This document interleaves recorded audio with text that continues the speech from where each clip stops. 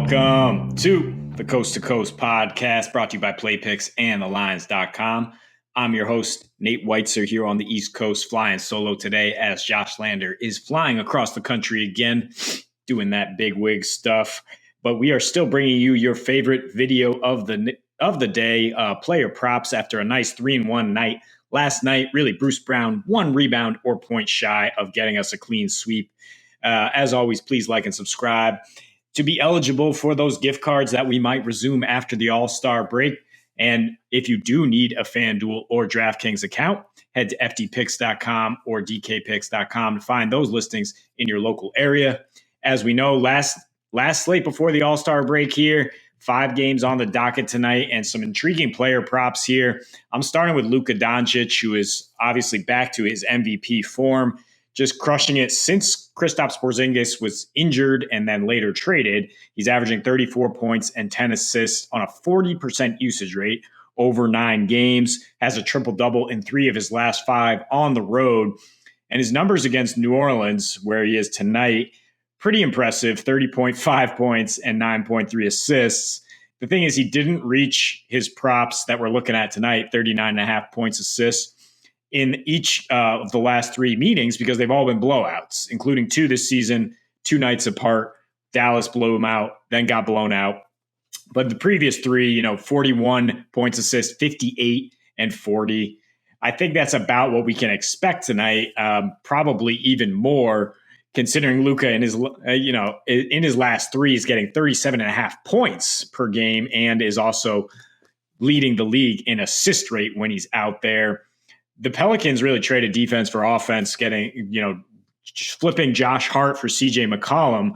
And they've played some impressive offensive games in those 4 since getting CJ, but their defensive rating is 118, and they're allowing the 5th most free throw attempts in that span. That's pretty key because when Luka's getting to the line, suddenly that basket looks a lot bigger for him. In his last 4, he's getting all those points because he's getting 13 free throw attempts, and then he's shooting 10 threes a game, 11 threes, in fact, and hitting 5 of them at a 46% clip. So I would consider, along with those points assists, if you want better juice, the 4 threes for Luka in a win at plus 320 at FanDuel. Dallas is minus 2.5 here at New Orleans. They're obviously good enough to get the win with their defense, their ability to shut down or slow down CJ and Brandon Ingram, and they are the 25th rated team in terms of 3-point defense this year. So definitely not out of the question Luka hits those threes and gets his team a win. Speaking of getting wins, Giannis and the Bucks are now 7-point favorites against the Sixers, who laid a complete egg after having their first practice with James Harden. Harden will not play on Thursday. He's expected to come to debut after the All-Star break. We'll see if the Sixers bounce back and at least cover this spread. You'd certainly hope so if you're going to take some Giannis props, but I actually don't think he needs a competitive game to get a double-double, and he's getting good odds at that. Just to get a double-double doesn't have to be a win. It's minus 175 at DraftKings, but double-double in the win, plus 115 at FanDuel, obviously much more appealing. Over 10.5 rebounds is plus 110. Again, don't need the win there. 12 rebounds in the win, plus 220. So boards are going to be easy to come by against Philly, though. They're, in fact, the worst rebounding team in the league this year and allow the highest defensive rebounding rate along to opponents while getting the fewest offensive rebounds. So that's easy money for Giannis. He's averaging 16 boards along with 30 points in his last 6 versus Philly.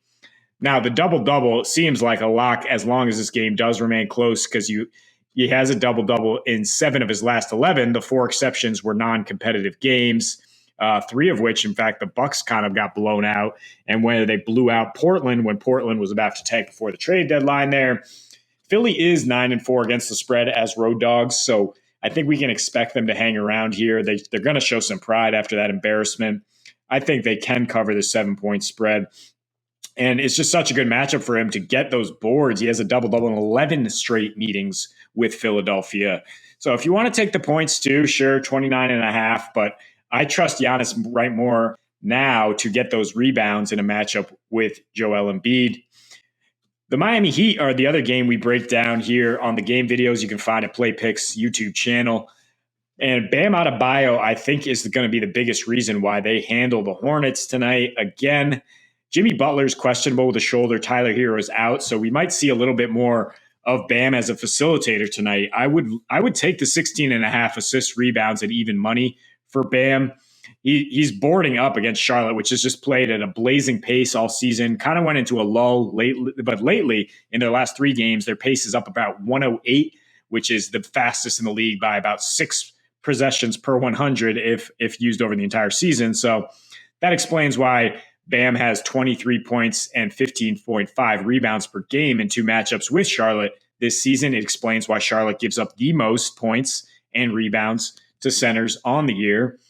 Lately, giving up a bit fewer points per game because Mason Plumlee's been playing more, but still 17 and a half rebounds per game because they can't score. And their last 6 at home, their offensive rating is under 100. They're shooting 26% from deep. We know Miami can limit how well teams shoot from deep, can really shut down point guard heavy teams like the Hornets. So it's going to be a lot of available rebounds for Bam. But just his straight rebounds prop at minus 140 for 12 boards. Don't love that. I would rather add it with the assists and hope he takes on more of that facilitatory role. And actually, I think the smarter bet here is the 2.5 steals and blocks. That's something we target too often because it's a little hard to predict. But Charlotte is is turning the ball over pretty wild here as they try to find their offense without Gordon Hayward. They're actually giving up a steal on 9% of their possessions in their last 3 games. And that's 8% at home on the season, the 4th highest rate. And giving up 3 steals or blocks per game to centers. Bam is not your average center. He is an incredible defender, very versatile, very switchable. And I think he gets those 3 defensive stats as well. Going to wrap it up with one more center and one more rebounding prop. In fact, Andre Drummond at 11 and a half boards. Thought about looking for him in his debut with the Nets, but he came up a little bit short with 9 rebounds in a somewhat surprisingly easy win over the Kings. Bruce Brown kind of had his fingerprints all over that one. But last night, Drummond only got 23 minutes, got 19 boards against the New York Knicks. Faces a similar struggling team tonight in Washington. They're the 9th worst field goal shooting team of the past week. They're allowing 52 boards on the road. They're on a back-to-back, and they give up over 10 offensive rebounds per game on back-to-backs. They're 27th in rebounds per game on the season. And they just failed to really get anywhere near the point total they needed to beat a terrible Pacers defense last night, a Pacers defense that's been the worst in the league for several weeks now. So I don't trust Washington's offense at all. I don't trust their ability to try to play Drummond off the floor as the true center now for the Nets. If he gets his minutes, he's going to cruise past 11 and a half boards. He's actually averaging a career high 21 and a half boards per 36 minutes because he's mostly been in that backup role, had some extra energy. His rebounding rate is 32% overall. That's career high, as is defensive rebounding rate at 45%. So if you're getting nearly half your team's defensive rebounds and you're facing a team that throws up a lot of bricks, sounds like you're getting double-digit boards. Again, like that prop at just minus 105 at DraftKings.